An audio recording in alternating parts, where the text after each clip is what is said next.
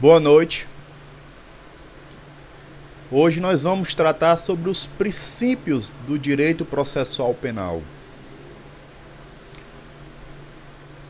Os princípios do direito processual penal, o princípio, o nome quer dizer, podemos dizer ser fonte, né? A fonte, né, do direito processual, né, penal. Isso é o direito substancial, né? Eu vou abordar uns princípios gerais, né? E vamos continuar abordando esse tema quando eu tento transmitir para você a importância dos princípios do direito constitucional. Alguns aqui eu vou falar que também são aplicáveis no direito processual penal. Começando pelo princípio do contraditório ou da bilateralidade da audiência, previsto esse no artigo 5, né, LV da Constituição Federal, corresponde, né, a um binômio, né, a uma participação, né, deste princípio, onde podemos dizer que as partes, né, elas devem ser, né, informadas de atos processuais, né?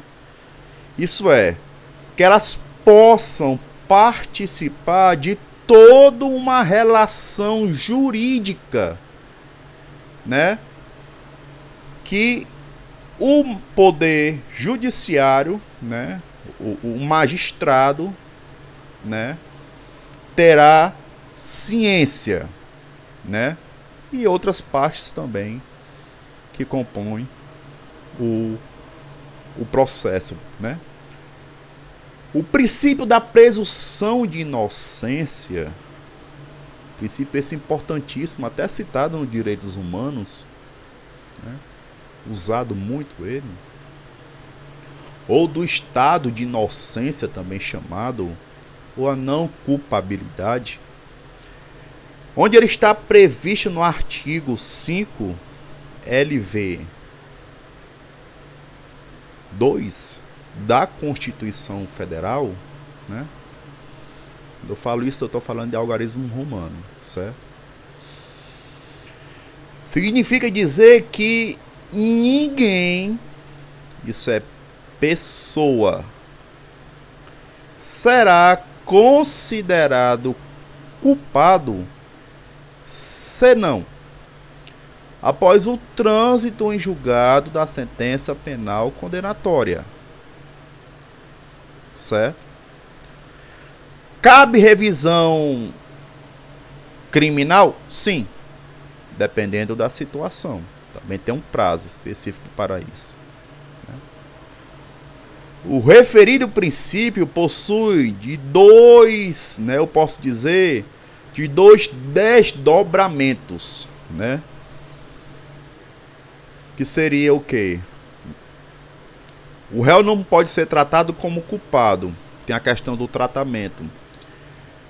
E não advia o trânsito julgado da condenação para que ele tenha este tratamento. Por isso não é possível, né, a execução provisória da pena. Quando o doutor juiz pede para que seja executado a pena, o advogado, ele, em sua defesa, ele alega para suspender isso, o processo, a execução da pena, o princípio da não culpabilidade, né? O outro desdobramento que eu falo desse princípio é de cunho probatório, né? Vale dizer o quê? Que ele deve recair sobre a acusação e ele aprova o ônus, né? Aprova a verdade real, né? Tem também o princípio da verdade real, que é outro princípio, né? Isso é a verdade real, a prova da culpabilidade do réu. Será que o réu é culpado ou ele não é? Né? Porque existem pessoas que são condenadas, mas são inocentes, né? Existem erros, né, no poder judiciário. Então, são as provas, né? As provas e a busca da verdade real que vocês vão compreender se ali existe veracidade ou não, né, da acusação contra alguém, né? Uma pessoa ou um grupo de pessoas. E nós estamos tratando sobre dignidade da pessoa humana, né? Estamos tratando também na questão de direitos humanos, né? A questão da não culpabilidade, que é o princípio da presunção de inocência. Esse princípio é importantíssimo e pouco respeitado, né? Quando eu vou abordar a ampla defesa, ela difere do contraditório, né? Quando eu falo da ampla defesa no processo penal, né, ela cria um pouco de especificidade diferente do direito constitucional, que é o direito, né, o direito de defesa. Essa defesa técnica, né, que é o meio de uma defesa técnica, e quem tem essa defesa técnica, quem pode exercer essa defesa técnica, quem tem um conhecimento jurídico, né? E a pessoa pode fazer autodefesa no processo penal, né? Mas é ideal que seja um advogado para fazer isso, entendeu? Porque pode a pessoa dizer que não quer o advogado e fazer a defesa e não saber fazer a defesa, ou então não conseguir fazer uma defesa coerente, né? Né? Ela não consegue fazer ali a autodefesa, entendeu? Então, o que é que o judiciário faz nessa situação? Anula, né, a audiência, né, e remarca, entendeu? Por quê? Porque a pessoa foi querer fazer a defesa técnica, ela não tinha conhecimento para isso. Ela achava que tinha, mas ela não tinha. Quem tem é uma pessoa que seja formada em direito, né? Tirou a OAB, né? Então ela estudou para poder ali fazer a defesa técnica, né, de um réu, né, de uma ré, né? A autodefesa, né, podemos dizer também, né? Então tem juízes mais criteriosos, né? Juízes que podem chamar como juízes garantidor, e isso nós achamos muito no Poder Judiciário, no Tribunal de Justiça, né? A justiça garantidora, constitucionalista, né? Onde não reconhece, né, muitas vezes a defesa técnica ou a autodefesa, né? Então cancela ali a sentença, né? Ou manda marcar uma audiência. Pode ser o juiz de primeiro grau e, regra geral, é o Tribunal de Justiça, né? A defesa técnica, ela é patrocinada, como eu falei para você, por um advogado, né? E se o réu for advogado, ele pode fazer sua defesa. Nada obsta que ele realize, né, uma defesa, né? E é indispensável, eu tenho que falar uma coisa para você, que caso o réu ou a ré não constitua um advogado, o juiz ele tem que nomear um defensor dativo, né? Defensor público também, né? Um defensor dativo pode ser um advogado particular ou um defensor público, né? Caso não haja essa nomeação, nulidade no processo. eu falei, nulidade no processo, porque cabe ali uma anulatória, né? Cabe uma anulatória e até de ofício, né? O juiz pode também reconhecer a nulidade do processo. Ela pode ser por alguém pedida, né? Ou então de ofício pelo Poder Judiciário.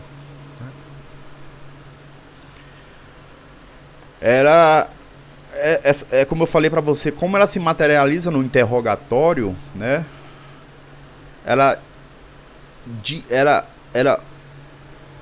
fica na audiência, né? Ela divide-se na audiência, né? Naquela questão do réu ser ouvido, né? Isso é no processo. E importante isso aqui para você, o direito de presença, né? A doutrina vem falando isso. O direito de comparecer a todos os atos do processo. Se o réu não comparecer, né? Citação por edital, né? Ainda que por videoconferência, né? Ao contrário da defesa, né? Podemos dizer que a defesa técnica, né? Ou a autodefesa, ela fica à conveniência do réu ao seu exercício. O que é que eu quero dizer para você? O réu pode ficar em silêncio.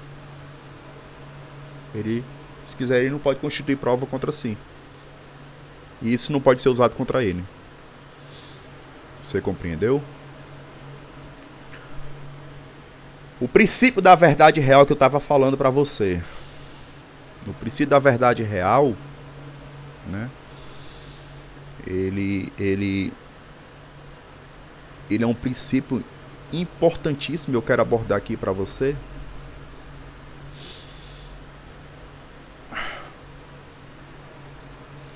O princípio da verdade real, ou princípio da busca da verdade real, né? Isso é, cabe ao magistrada, buscar a verdade real, chamada também de material, não imaterial, né? Do fato, ainda que além dos autos.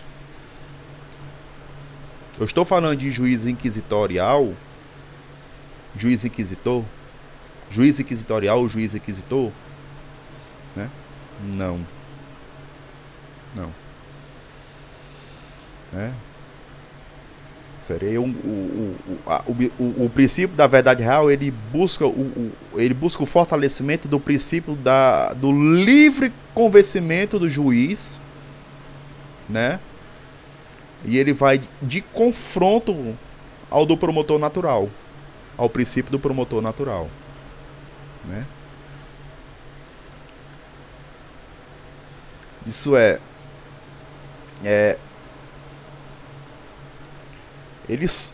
como o processo criminal ele tem um tratamento diferente do processo civil, né? Porque que no processo civil diz que o que não está nos autos não está, né? Tem uma indagação que não está nos autos, não pode ser usado, né? Como meio de defesa ou acusação. Mas como eu estou tratando de um direito de liberdade, que é um direito constitucional, né? Lá no artigo 5, de grande relevância, está entre os primeiros direitos, né? E para um constitucionalista, né? A ordem está ali de importância, né? Por isso que quando você pensa sobre liberdade, igualdade e fraternidade, olha aí a liberdade, né? Porém existe certa divergência, né, em sede doutrinária sobre esse princípio, pois alega ser um preceito intangível. A minha opinião,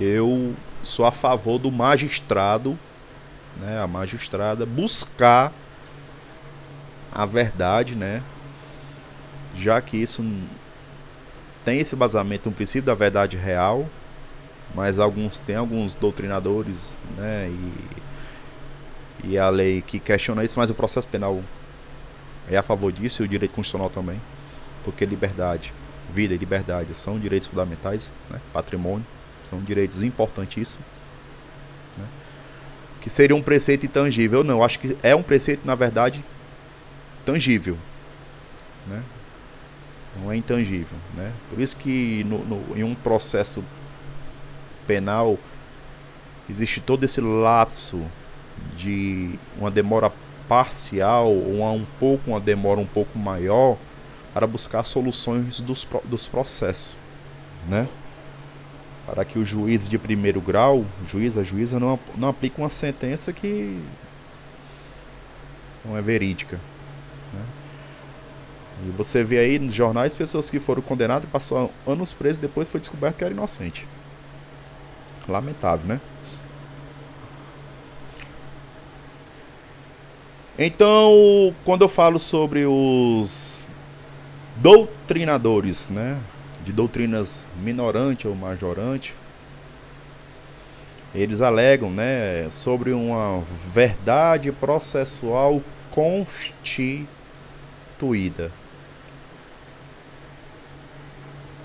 Isso é, né, uma verdade humanamente possível, correto?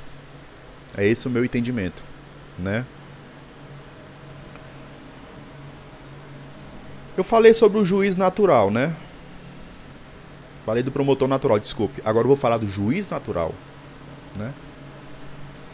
O juiz natural, ele possui seus desdobramentos, né?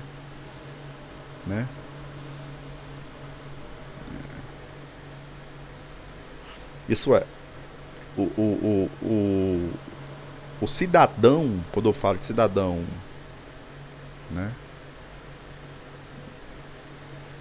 Mas está em caráter que ele tem a capacidade ativa ou passiva, né, de ser processado perante a autoridade competente. Entendeu? Isso está presente no artigo 5, L3 da Constituição Federal. Então, o magistrado, quando ele está investido na sua jurisdição, depois vou falar sobre jurisdição, que é muito cobrado em provas, né? Jurisdição, competência ou não, né? Se é relativa ou se é absoluta, né?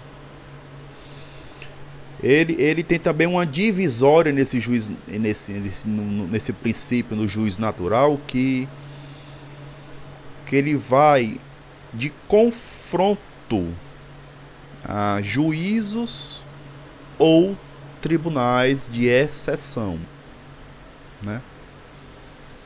Ele obsta, podemos dizer no linguajar mais rico, segundo o artigo 5, né, XXXV2, né, da Constituição Federal.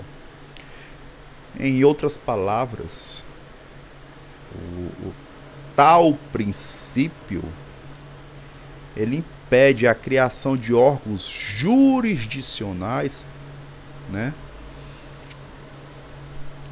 Isso é, anterior ao fato, né? E onde isso aconteceu? Temos um exemplo que aconteceu isso em Nuremberg, né? Em tribunais internacionais, no caso de Nuremberg, né? Então importa ressaltar, porém,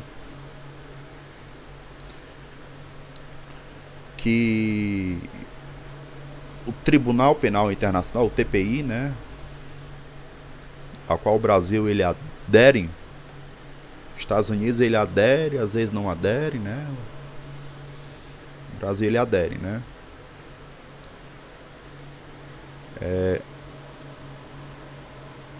Nós somos contra a Constituição, nós somos contra uma criação de um tribunal de exceção, né? Isso está previsto no Estatuto de Roma, né? que criou, né, esse direito, essa garantia, né? Isso é, que para poder um réu, uma ré ser julgado, anterior tem que ter o tribunal.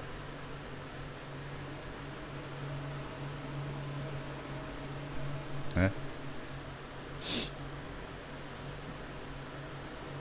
Princípio do promotor natural. O princípio do promotor natural, ele diverge do princípio do juiz natural. Na verdade, o princípio do promotor natural, ele foi secundário criado ao princípio do juiz natural. Entendeu? Primeiro foi criado um, depois foi criado o outro.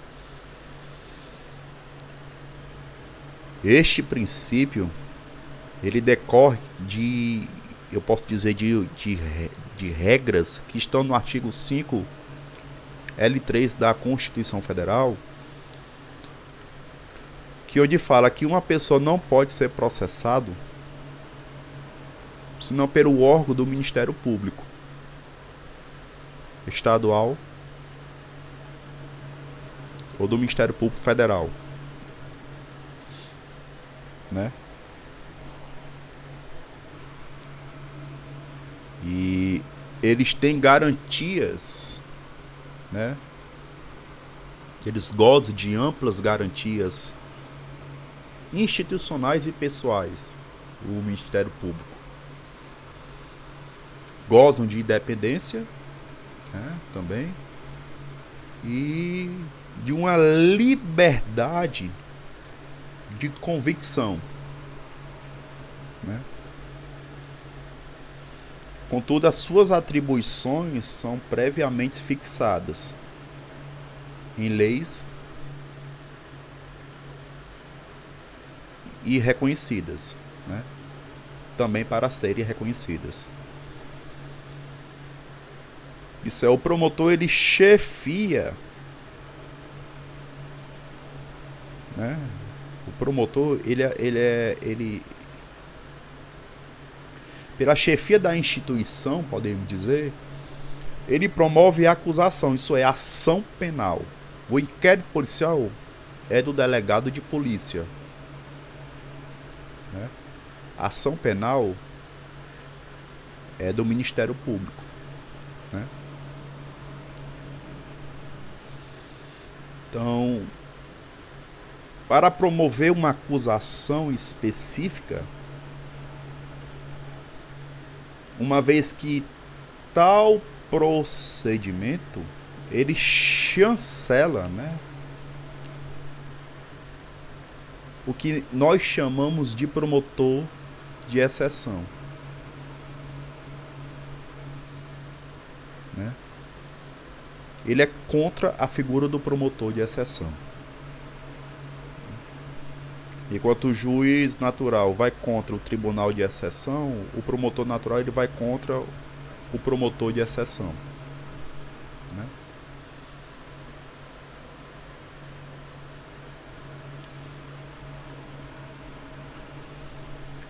Então, não pode se constituir uma pessoa ser promotora, né, se pelo qual ela não está com os atributos legais para isso, né? E não pode ela praticar o que seria promotor de exceção, né?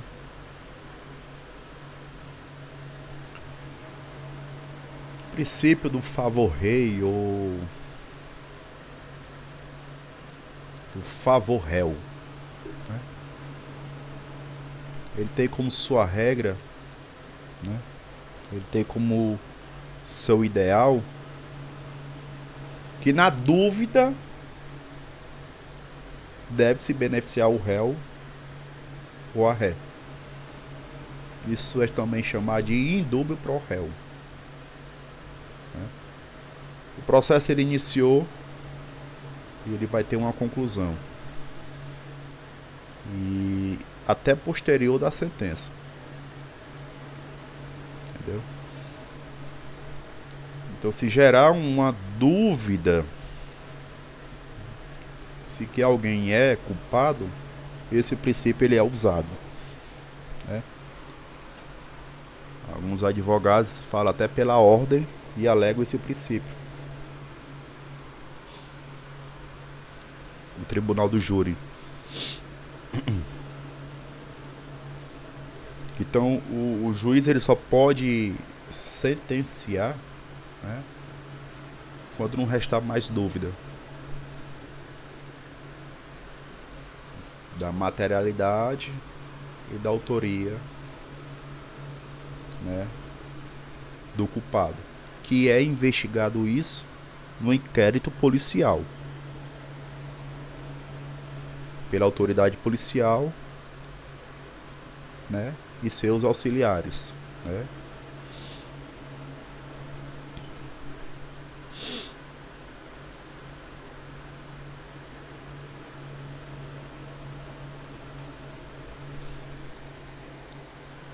Eu quero falar para você também sobre,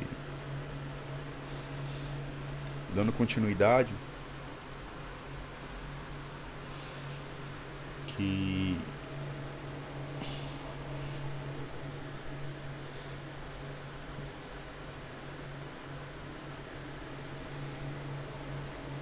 a função desse princípio ele é beneficiar o acusado. Quando existe uma dúvida, não precisa ser absoluta, pode ser parcial. Entendeu? E onde pode gerar uma sentença absolutória por insuficiência de provas. Entendeu? Por falta de provas. Ou por provas forjadas, né? É importante também eu destacar que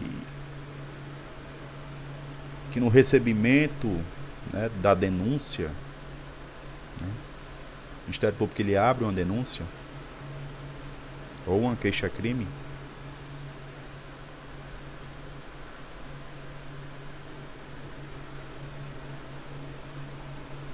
para que possa ali gerar uma condenação contra, né, investigados.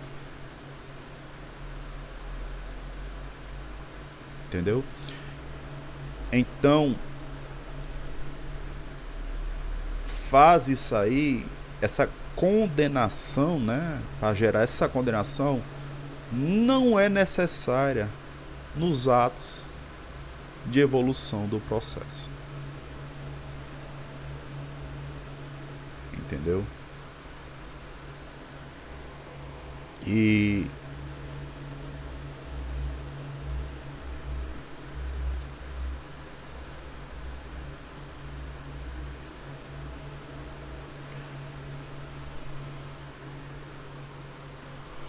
quero comentar para você sobre o princípio da imparcialidade do juiz. Tem um princípio da igualdade processual ou da paridade de armas, par conditio. Mas eu quero agora abordar o princípio da imparcialidade do juiz, porque eu tratei ele antes. Um pouco para você. Eu estou abordando princípios e ao mesmo tempo fazendo a união de um princípio com outro sistematicamente. Entendeu? A imparcialidade, né? A imparcialidade não quer dizer o distanciamento do julgador. A imparcialidade tem a ver com o caráter subjetivo do julgador e não com relação objetiva, com relação de colocação. no tribunal, né? De caráter subjetivo de pensamento. O julgador não apenas pode, mas deve ser imparcial.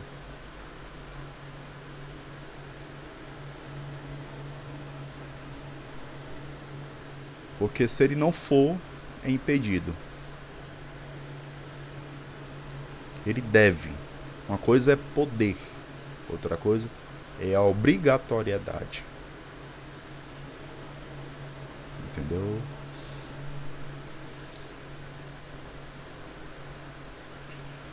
Isso é, se tiver... Agora sim, tem uma coisa aqui que é importante eu falar para você, que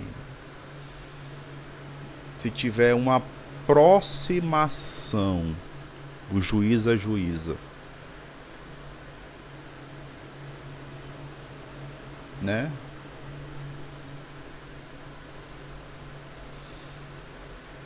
Sendo isso não permitido por lei, né? Há fatos, né, postos à sua apreciação, ou a partes envolvidas,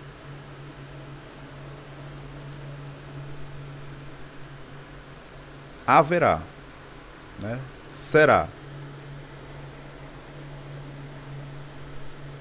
uma questão de suspeição. Juiz ou juíza suspeita. Artigo 254 do Código de Processo Penal. Ou um caso de impedimento. Artigo 252 do Código de Processo Penal. Você entendeu? Então, é muito importante esse princípio, é muito importante você saber, porque você que advoga, você que vai advogar, você que vai fazer concursos, né, a magistratura, tem muita ação de suspeição. Muito advogado entra com ação de suspeição em desfavor de juiz, de impedimento, entendeu? Muitas ações em desfavor do juiz, da juiz, que às vezes tem que o tribunal ter que resolver isso, entendeu? Ou o Supremo. O princípio da igualdade processual, chamado também de paridade de armas, em latim par condicio, né?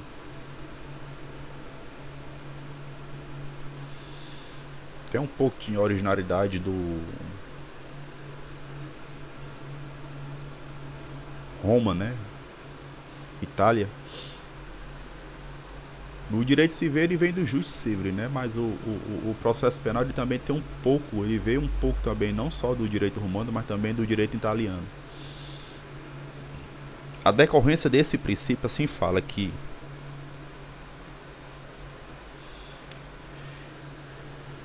ele é decorrente da isonomia, tá? No artigo 5 caput da Constituição Federal, né? E ele dá-se uma igualdade, que as partes têm uma igualdade na atuação processual.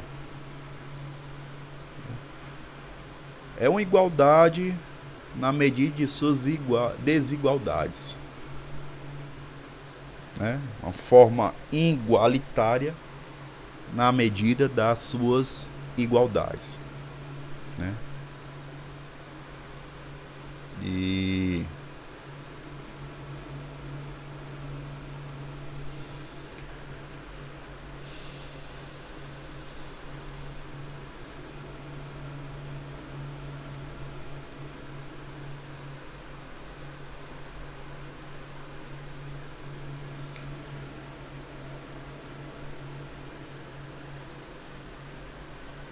quero comentar para você um princípio,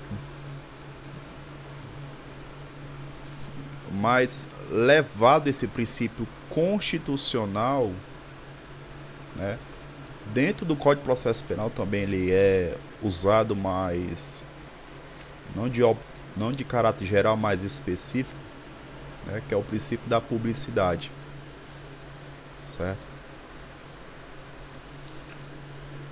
Onde ele fala que o Estado democrático, na sua aplicação de atos processuais, que elas não estejam revestidas de segredos. Sim, tem atos processuais que tem que ter sigilo, né? Isso para não gerar uma desconfiança acerca da legitimidade, né, dos atos processuais.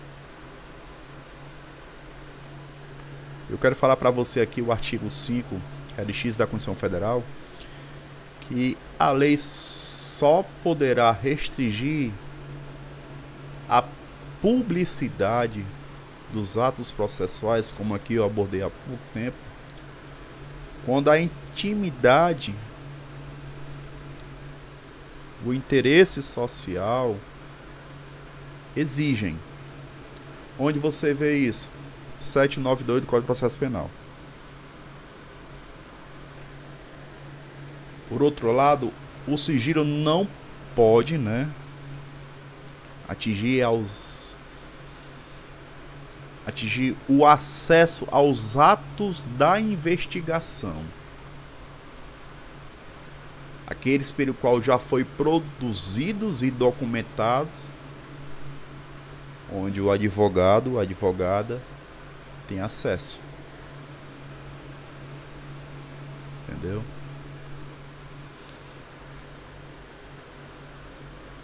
Súmula vinculante número 14, né? Editada em 2009 pelo Supremo, e tem os seguintes termos: é direito do defensor, no interesse do representado, ter acesso amplo aos elementos de prova que já documentados em procedimentos investigatórios realizados por órgãos com competência de polícia judiciária, digam respeito ao exercício do direito de defesa. Havendo a denegação arbitrária de acesso, caberá um mandado de segurança, sem também um prejuízo do manejo da reclamação constitucional. Afinal, a súmula vinculante que colabora, né, corroborando com o acesso, entendeu? Então, deve ser advertido, entretanto, que o direito de acesso aos atos da investigação, e tenha importante atenção sobre isso, ele não abrange o prévio conhecimento de diligências que ainda não foram realizadas, né?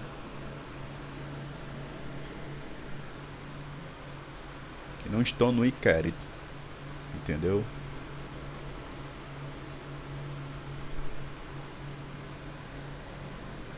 Então, é importante saber um pouco sobre isso aí, porque pode ser cobrado e é cobrado em concursos, e onde vai ser perguntado sobre inquérito policial, né?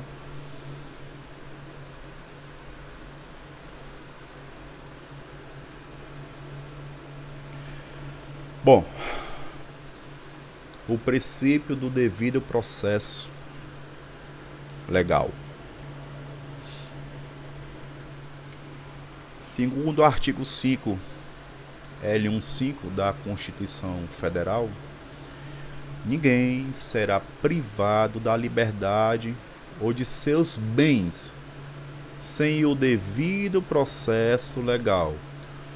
O processo ele é expresso de garantia contra eventuais árbitros perpetrados pelo Estado como consequência do devido processo. Isso é, teremos o contraditório, teremos a ampla defesa, a paridade de armas e toda a carga protetiva que a Constituição pode lhe dar, né? Quando eu trato do princípio da economia processual, outro princípio também muito importante, como também um princípio da não autoincriminação, que eu falei há pouco tempo, só um pouco para você, mas eu quero falar primeiro da economia processual. Foi o princípio que orientou o legislador, né? Aquele que legisla, né? O caráter de legislar, o legislador constituinte, derivado, né? Com o intuito de aprovar, né? E foi aprovado pela emenda constitucional número 45 de 2004. A razoável duração do processo, né? No artigo 5, LXXV3 da Constituição Federal. A celeridade e a informalidade, né? Que são princípios também expressos na lei dos juizados especiais, a lei 9.099 de 95, né? Decorre da ideia de economia processual.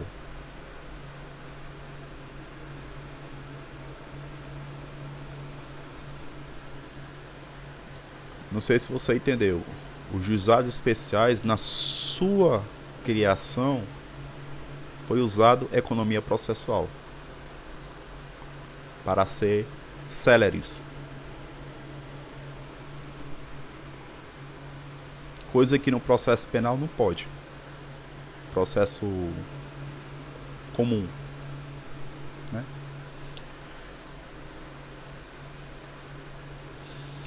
A razoável duração do processo, ele corresponde à busca por um equilíbrio, né?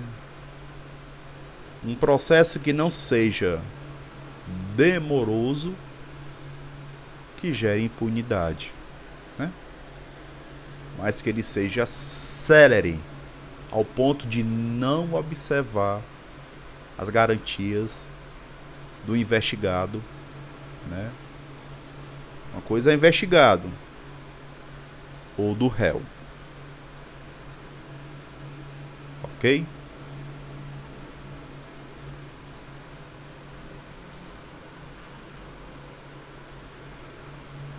Não autoincriminação. Princípio importante. Nemo tenetur se detegere. Em latim. Princípio, né? Onde assim tem a sua ideia. Ninguém é obrigado a produzir provas contra si mesmo. Esse princípio ele está previsto nos direitos humanos, tem caráter internacional e algumas nações concordam com isso. Outras não, mas a maioria sim. Certo? Ele não está na Constituição Federal. Mas ele decorre da presunção do princípio da presunção de inocência no artigo 5, inciso LV2. Entendeu? O direito ao silêncio. E não deve ser usado contra você. Em algumas nações aí, alguns tribunais, é usado contra você. É bom falar. Mas aqui no Brasil, esse princípio deve ser respeitado. Não está na CF,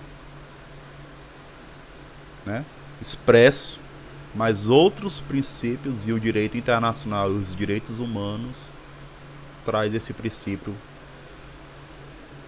para o direito processual penal. Quero dar exemplos. Um exemplo é o Grafotécnicos, né? A inscritas, estudo da grafia. Eu sou obrigado a escrever para dar prova para alguém. Exames de DNA. Participar de produção simulada dos fatos. Se submeter a exames de alcoolimetria. E nem de dizer a verdade. O réu pode mentir.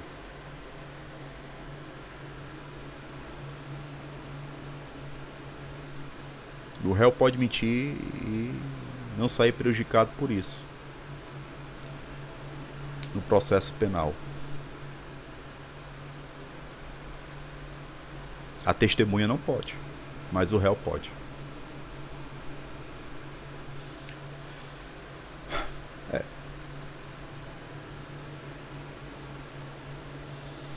Bom, pouco, né? Essa questão, pouco importa, né? Essa condição formal de investigado ou de réu, tá? Mas o que é investigado? Tem um inquérito que está lhe investigando. Para você ter um pouco mais de clareza quanto a isso. E quando é que você é réu? Quando tem uma ação penal contra você. Tá? Só para ficar um pouco mais tranquilo para você que está me ouvindo e poder compreender. Tem que buscar falar uma linguagem que seja acessível a você que está me ouvindo. Tá? Ainda que se trate, né, a questão do testemunho, o perito também não pode. Né?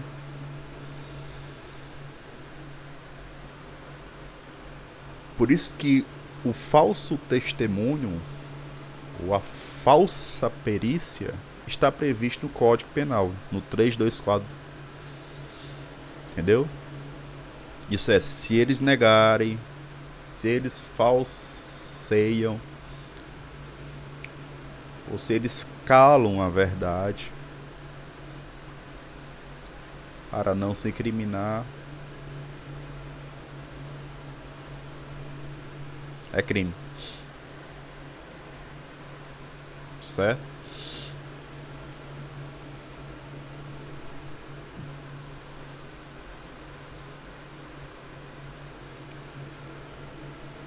Por fim, eu quero só falar mais algumas coisas, que eu tenho que falar o princípio da vedação a provas ilícitas, importantíssimo, certo? Bom, ele não tem previsão constitucional, esse princípio que eu falei, não falei de princípio da vedação às provas ilícitas, certo? Tô falando do anterior. Não tem previsão constitucional expressa.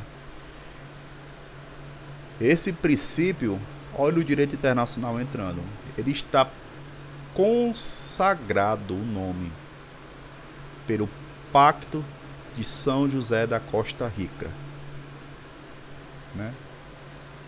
Onde é incorporado no nosso ordenamento jurídico brasileiro por um decreto número 678. É fácil de decorar. 678, de 6 de novembro de 1992. E que tem status supralegal, acima da lei. Não estou falando aqui de direito constitucional, né? Sou constitucionalista, porque não existe também lei federal e lei estadual, qual é a maior. Estou tratando simplesmente de competência, qual é a maior, qual está acima, qual está abaixo da outra, porque lei federal e lei estadual, a sua natureza, né, de fato é a mesma coisa, não a natureza material, não quanto a questão da materialidade, mas a questão de fato, né? E esse entendimento veio do Supremo, o guardião da Constituição Federal, entendeu? Por quê? Porque pelo fato da supralegalidade ser argumento na Constituição Federal e o STJ, o guardião da lei, né? Um é o guardião da CF, Constituição Federal, então o STJ, o guardião da lei, né? Propriamente dita, entendeu? E o entendimento provém do Supremo Tribunal Federal, o STF. Certo? Princípio da vedação às provas ilícitas. Importante saber. Muito cobrado concurso público, e você, quando for advogar, você vai ver isso. E você vai ter que ir contra isso. Por isso que tem advogado aí fazendo curso de perícia. Vamos lá, nossa carta magna, né? Assim fala que é inadmissível no processo provas obtidas por meios ilícitos. Acontece, gente. Isso está previsto na Constituição Federal, no artigo 5, LV1. Por sua vez, o Código de Processo Penal, né, ele disciplina a matéria no artigo 157. São inadmissíveis, devendo ser desentranhadas do processo as provas ilícitas, assim entendidas as obtidas em violação a normas constitucionais ou legais. Não sei se alguém já ouviu falar do fruto da árvore envenenada. O Supremo tem essa tese, os tribunais. Às vezes tem advogados que usam isso no primeiro grau. É bom usar no primeiro grau. Não deixar a coisa rolar, não. Portanto, entende-se como prova ilícita, né, aquela que ela violou a materialidade processual. Isso é, prova ilícita e legítima, certo? Provas ilícitas são aquelas produzidas com violação à regra do direito material mediante a prática de algum ilícito penal, administrativo ou civil, certo? O pessoal dá muito exemplo sobre busca e apreensão sem prévia autorização judicial. Já aconteceu isso, eu já abordei isso, tomei conhecimento sobre isso e já abordei um caso sobre isso daí, entendeu? E acontece, né?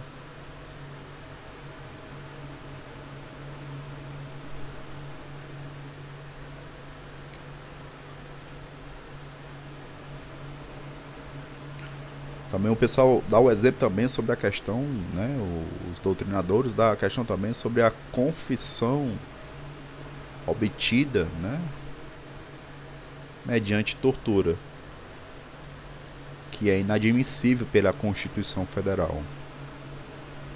Aliás, os grandes doutrinadores falam que tortura é um direito, né, inegociável, entendeu? É não permitido, jamais. É um direito absoluto de alguém, entendeu? Estou dizendo para você que a maioria dos direitos constitucionais não são absolutos, mas a tortura é absoluta. Outro exemplo que eu quero dar para você também, que é tratado na lei, a lei de interceptação telefônica, né? Sem uma autorização judicial, né? Tem isso aí também. Que seja autorização judicial legal, porque se for ilegal, sabe, né? A gente cai lá e outra questão que a gente comentou, né?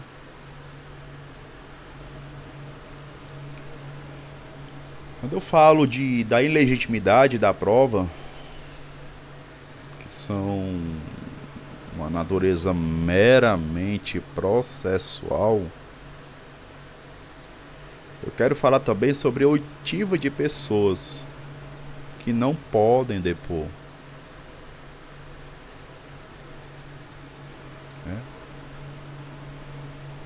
Um advogado, né? Que ele não pode informar o que ele soube no exercício de sua profissão. Mas quando ele pode fazer isso? Quando tem uma vida em risco. Você que vai fazer OAB, é bom saber disso.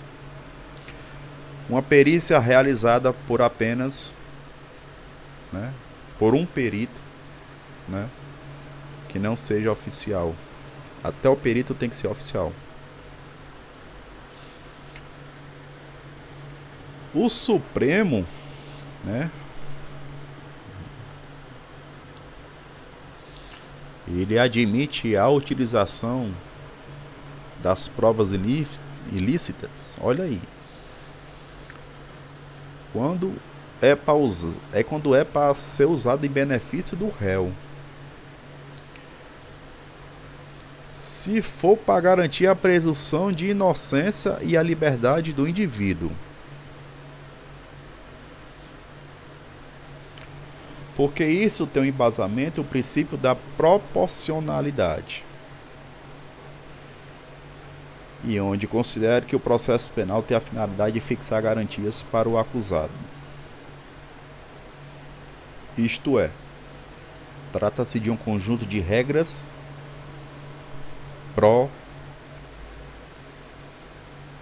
de proteger o réu, né? Para evitar arbitrariedades numa pretensão punitiva.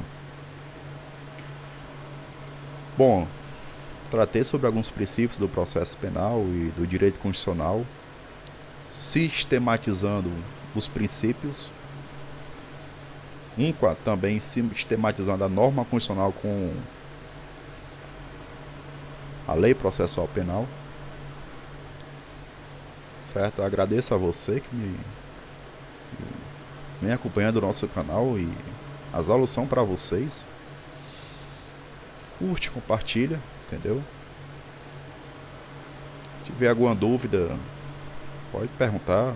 Qualquer coisa, ouça novamente, né? E acredito que tenha ajudado, porque esses princípios, gente, 50% eles são cobrados em diversos concursos. A maioria cai esses princípios. Entendeu? São os princípios mais comuns a serem cobrados em concursos públicos. Alguns aqui até em concursos um pouco mais difíceis. Tá? Quero desejar a você uma boa noite. Obrigado. E até mais.